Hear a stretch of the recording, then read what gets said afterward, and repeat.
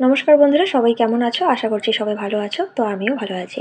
আজকে আবারও একটা নতুন রেসিপি নিয়ে হাজির হলাম তোমাদের সাথে। আজকে আমি তোমাদের সাথে শেয়ার করব কাঁচা আলু দিয়ে চিপস। তো কিভাবে কাঁচা আলুর চিপসটা ঝটপট তৈরি করা যায় সেই রেসিপিটি তোমাদের সাথে শেয়ার করছি। একদম রোদে দেওয়ার ঝামেলা ছাড়াই কিন্তু আমি চিপসটা তৈরি করব। তো ভিডিওটি প্রথম থেকে দেখো, কেটে কেটে দেখলে কিন্তু অনেক অংশ কেটে যাবে, তাই প্রথম থেকে দেখো, আশা করছি ভালো লাগবে।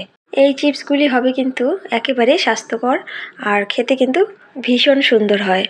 এখন কিন্তু চিপস সবারই পছন্দ। তো কম দামে আলু কিনে বাড়িতে কিন্তু এইভাবে ঝটপট বানিয়ে নিতে পারবে রোদে দেওয়ার ঝামেলা ছাড়াই। তো চলো রেসিপিটা দেখতে থাকো, আশা করি সবারই ভালো লাগবে। তো বন্ধুরা দেখো, এখানে একটা আলু নিয়েছি। তোমরা কিন্তু চাইলে অনেকগুলি আলু নিতে পারো। তো আমি একটা বানিয়েই দেখাবো। তো আলুটা বেশ বড় সাইজেরই নিয়েছি, যাতে চিপসগুলি বড় বড় হয়, দেখতে ভালো লাগে আর খেতেও ভালো লাগে। তো প্রথমে আমি আলুটাকে এভাবে ছুলে নেব।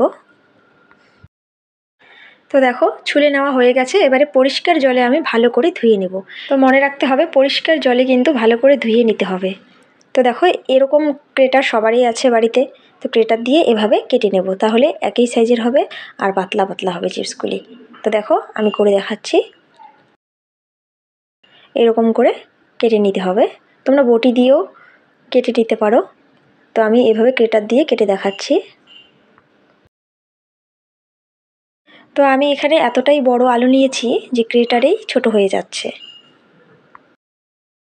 তো দেখো, আলুটা কেটে নেওয়া হয়ে গেছে। এবারে আমি ভালো করে ধুয়ে নেব। মনে রাখতে হবে, পরিষ্কার জলে 2-3 বার ধুয়ে নিতে হবে।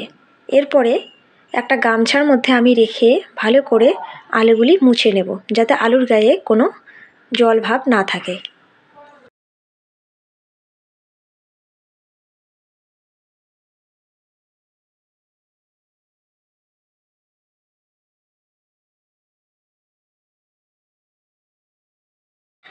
সবগুলি আলু আমি ভালো করে মুছে নিয়েছি। আলুর গায়ে একটুকুও জল নেই। তো এদিকে মনে রাখতে হবে, আলুর গায়ে যেন একটুকু জল না থাকে।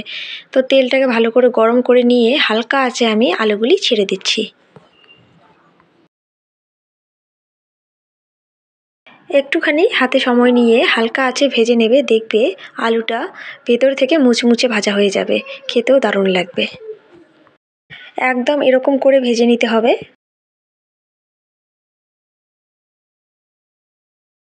তো দেখো, ভেজে নেওয়া হয়ে গেছে। এবারে আমি সবগুলি তেল থেকে তুলে নিচ্ছি।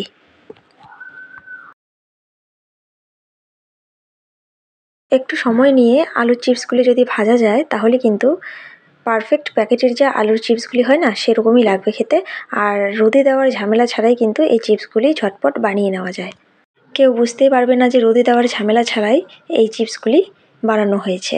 তো দেখো, চিপসগুলি সব ভাজা হয়ে গেছে। এবারে ওপর থেকে একটু লবণ ছড়িয়ে দিচ্ছি। এখানে তোমরা কিন্তু সাদা লবণটার পরিবর্তে বিট লবণটা দেবে, খেতে কিন্তু দারুণ লাগবে। তো আর একটুখানি দিয়ে দিলাম ধনে গুঁড়ো আর একটু শুকনো লঙ্কার গুঁড়ো।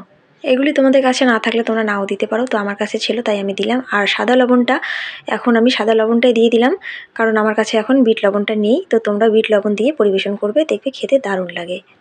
তো এভাবে চিপস বানিয়ে অনেক দিনের জন্য সংরক্ষণ করে রেখে দিতে পারেন, আর বাচ্চারাও কিন্তু খেতে খুবই পছন্দ করে। সবাই তোমরা এভাবে বাড়িতে একবার ট্রাই করবে, দেখবে খেতে দারুণ লাগে। আর অবশ্যই আমাকে কমেন্ট করে জানাবে খেতে কেমন হয়েছে। তো বন্ধুরা, আজকের ভিডিওটি কেমন লাগলো কমেন্ট করে জানাবে, লাইক করবে, শেয়ার করবে আর চ্যানেলটিকে সাবস্ক্রাইব করে পাশে থাকবে। তো আজকে এই পর্যন্তই, দেখা হচ্ছে নেক্সট এপিসোডে। ততক্ষণে সবাই ভালো থাকবে, সুস্থ থাকবে।